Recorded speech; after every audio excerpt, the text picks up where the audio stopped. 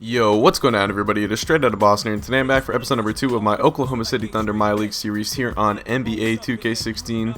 So today we're back with the mid-season episode for the 2016-2017 season, year number 2.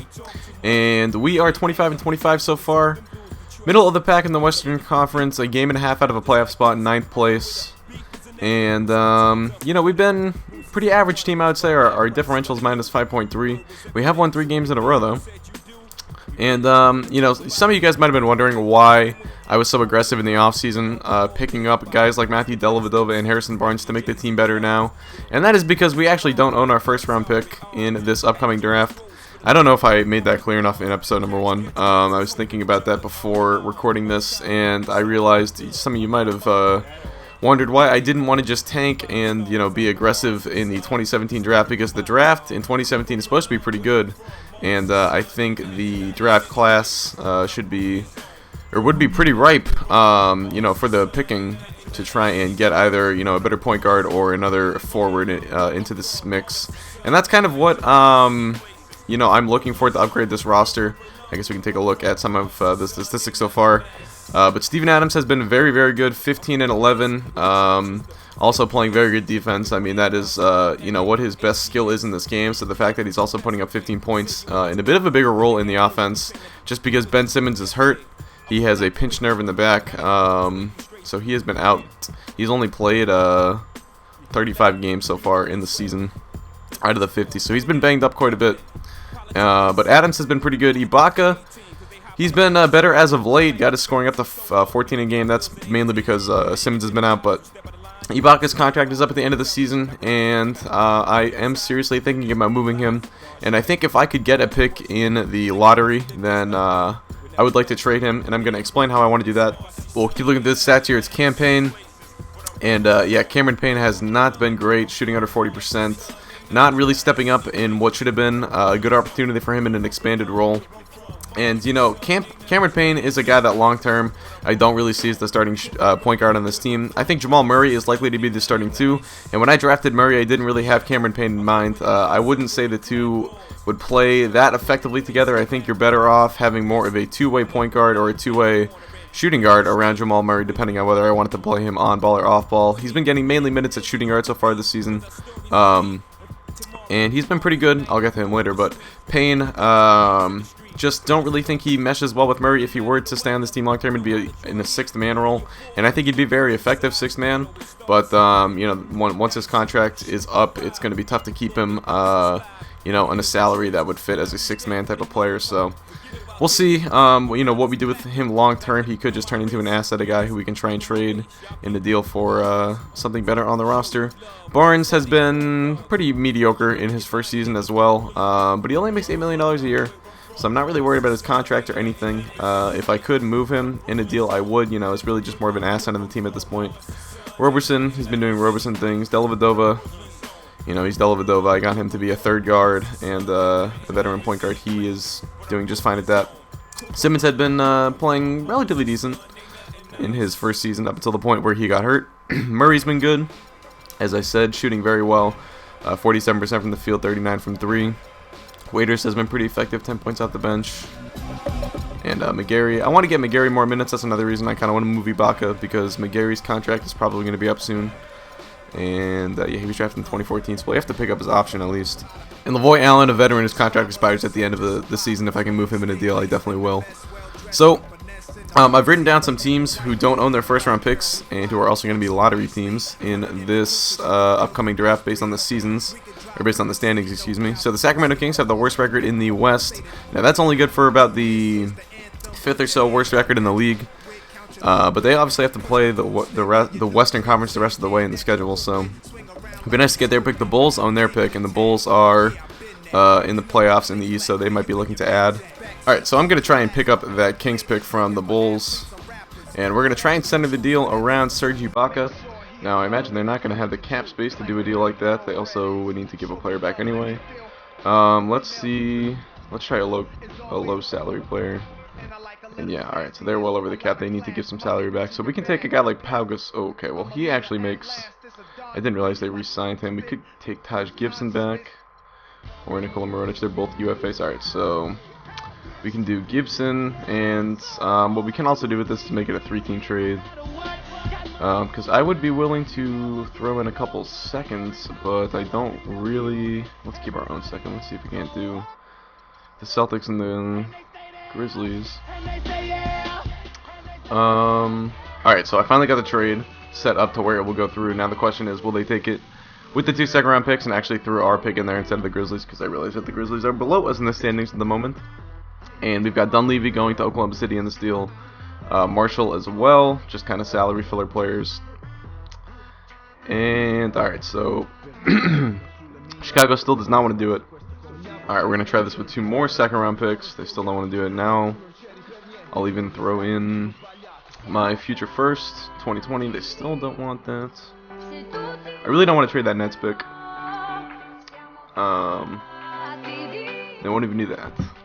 Alright, well, plan B is going to be to get our own first-round pick back, I guess, because when we just do Ibaka in the trade finder, I'm pretty sure Philly sometimes they offer up the first, and we're slipping in the standings right now. Yeah, see, we could do this deal, and we get Covington.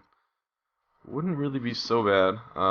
We could also get Chris Middleton. I was thinking about this, but Middleton, I'm just not really sure he fits what I want to do, just because we already have Jamal Murray, and I mean, Middleton could take Harrison Barnes' minutes, but he makes a lot of money, and I would rather just have the cap space available for us to use in the offseason. We could also get Julius Randle, but Randle I also kind of think clogs up minutes at the 4, which, you know, at that forward spot, I either want to, here Denver is offering up the Nuggets first. We could actually do this deal. Possibly. I didn't realize Denver was going to offer up the first-round pick, because I don't even think they were in the playoff picture, but if they're going to do that, then I'm not going to decline. Don't want a future Milwaukee pick. I want to pick this year. Ooh, why are the Wizards offering up the Pelicans pick? I guess because they're getting rid of Gortat's money, and I don't really want to take on Gortat's money. I would love to do this trade with anyone but Gortat. Like Otto Porter, but they're probably not going to do that. And even then, they'd still be over the cap, I believe, yeah. So they don't really have any good expiring contracts. They have that awful Ashik contract. That's not going to happen. Alright, wait, let's see. New Orleans and Denver. Or New Orleans and Memphis. What we got to see in the standings. New Orleans there. Oh, Memphis is actually in it, but New Orleans is below us. That pick was not actually, though. I just realized couldn't get that one, so we could just get our own pick back then. I guess Denver is in the playoff picture. And I'm really not concerned about I mean, I don't care about making the playoffs and losing in the first round. Maybe in real life I would be compelled to care about such things, but I just am not in a video game. Oh, we could also try and get the Nets pick from the Celtics, because their rating is pretty bad, and they're really, I mean, they could fall out of, they could slip, they have a worse record than we do right now, so we're better off getting their pick, if we could, from the Celtics. What about if we give up some seconds? Can I have your own second round pick back? They want Adams for Sullinger? No. What about a 2021st? I mean, this is really, to give up this extra first round pick actually just to get my pick, or to get the Celtics pick, I mean the Nets pick, excuse me, versus my pick, I don't really think that's worth it. So let's just trade Ibaka for the Thunder pick. No, I don't want the Sixers pick. I want the Thunder pick if I can get it, because the Sixers, wait, let's just double check the standings, make sure. Because I know that they were in the playoffs. Yeah, they're still, I mean, they're only 26 and 22, but it's good enough. And if they make the playoffs, of course they won't be in the lottery. It's important to get in the lottery, so I'm not planning on making the playoffs, especially if we trade Ibaka. So that's why I'm not afraid to get my own pick back. I guess that's why it's probably easier to get my pick back versus the Nets, because, I mean, the Nets, I doubt they'll make the playoffs. Okay, we'll give up the second round pick. Can we get Covington, too? Covington isn't even bad. I actually don't mind getting him.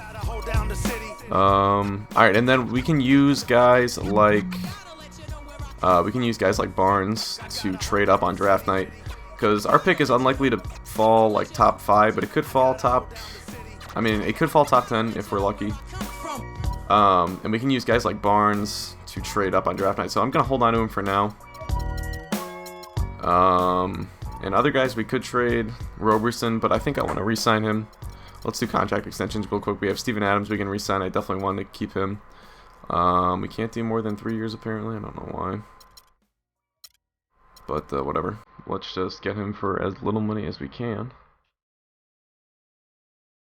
I don't suppose we can lowball him all the way down to 11. Nope. 11-10. I really don't like when they do the backloaded contracts either. Actually, let's just do 11.25. Nope, didn't want that. 11.33. Go all the way to 11.5 if you want, Steven. There you go.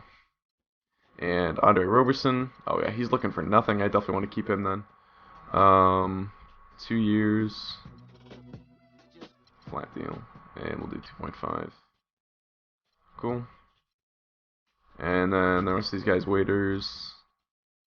And then Karras Brown I just signed. But Waiters we can wait on.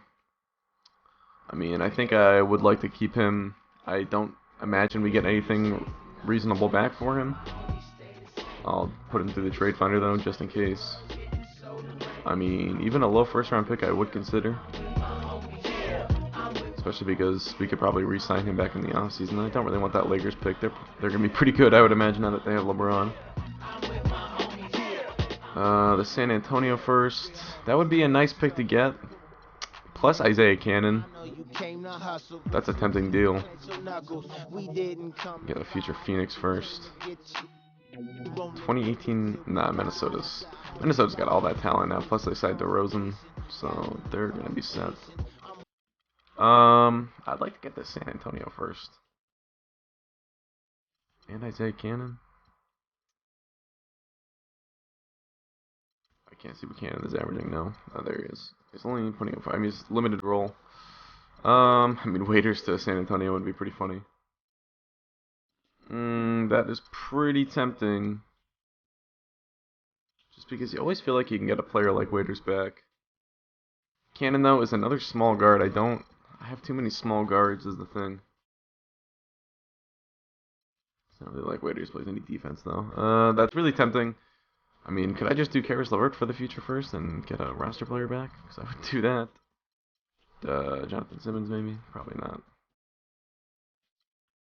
Yeah, no. Okay. So, we're not going to do that. I'll just hold on to Waiters. Probably re-sign him anyway. Can make that deal in the offseason if I want to. I realize I didn't even simulate up through the trade deadline yet. We'll just have the CPU adjust rotation for now. I'm not even trying to win games, so I don't really care. I would like to see Jamal Murray get minutes, though. That is the thing. I know I was doing manual rotation to start the year just because I wanted Murray to get minutes early on, and he was playing well, and then he kind of regressed a little bit. Wow. Barnes. You could do Barnes and LeVert for Dragic straight up. See, this is the type of deal I would make in the offseason just because I kind of want to keep the cap flexibility open and see who's going to be available this offseason. But Dragic, I would not mind to be the starting point guard. Yeah, this deal's fine. And I have been monitoring the trades. I don't want the stupid stuff to go through. Definitely going to turn that down. No, I don't. See, I don't want stupid things like the Suns just getting out of the Tyson Chandler contract like that happening, because that would never happen. No one is going to take that contract, even though the cap is going to go up. I'm sure. I would be very surprised if the Suns were able to move him. No, I'm not trading Jamal Murray. Alright, and we'll see who made the All-Star team. Where would I find that? All-Star participants. Westbrook, John Wall, Durant made it. The Thunder have not been good though. So I'm not even mad. What is he putting up? He's only putting up 22 points a game. I mean, looks like he probably should have stayed in OKC. That's what I'm saying. Pau Gasol made the All-Star team. Interesting. Nick Batum. And obviously we didn't have anyone who made the All-Star team. But, wow, D'Angelo Russell already? Putting up 20 a game. Marcus Ollie and Zach Randolph. Good for them. Alright, what about dunk contest? Does anyone really care about this? I mean, I don't really care about this. Campaign, good for him. Shooting 37%. I'd like it if that could be a little better. But good for him that he can shoot threes. Rising Stars. Ben Simmons would have probably been in it, but Jamal Murray was in it. There you go. Good for him.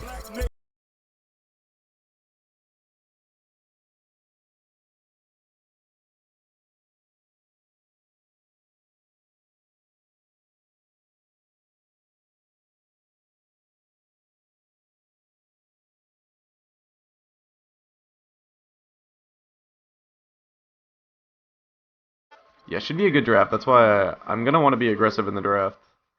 What I really want to do is either improve at point guard or get another forward in here. And I'm not sure, like I said, if I'm going to play Ben Simmons primarily at the 4 or at the 3. I mean, if he can't shoot, and it doesn't really look like he's going to be able to shoot, I think I want to play him at the 4 and just play small and have him be a playmaker. And, hopefully he develops into a good defensive player, and I can kind of play him in the Draymond / LeBron small ball 4 mold, and even play him at the 5 if I wanted to when I go extra small. But adding along another good small forward, I just don't think Barnes is the fit. I mean, he's just not good, honestly. That's what I would say about him. I mean, I guess he's putting up double-digit points, but then he's like Jeff Green. He has these games where he has 1 point in 29 minutes. He's just not consistent enough out of him. So, probably not the small forward of the future. Covington's a nice pickup, though. I'm glad about that. Alright, that's going to do it. Hope you guys did enjoy.